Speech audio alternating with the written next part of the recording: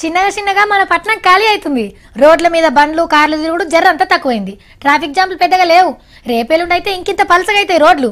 అవు మరి పబ్లిక్ అంతా పండగ కోసం పల్లెబాట పడతారు. 3 రోజుల సెలవాయే, 3 రోజుల సంక్రాంతి ఆయే, అంతా మంచిగానే ఉన్నది. కానీ ఊరికోవడే చాలా కష్టం ఉంది.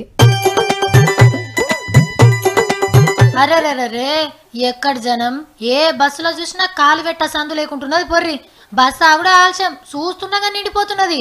సరిపోను మోతకోలతోని బస్సుల కోసం ఎదురు చూసుడు అటూర్కా ఇటూర్కంగానే సరిపోతుంది.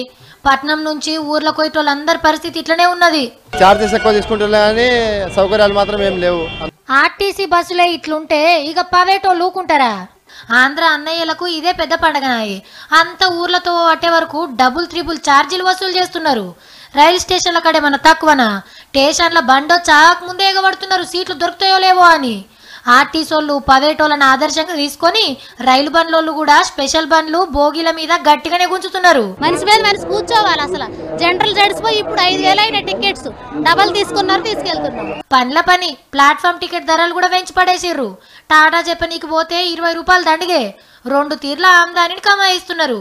ఏం చేస్తారు మరి, పోక తప్పదు కదా. పండగ మురిపెంలా మనం, ఛార్జీల మురిపెంలా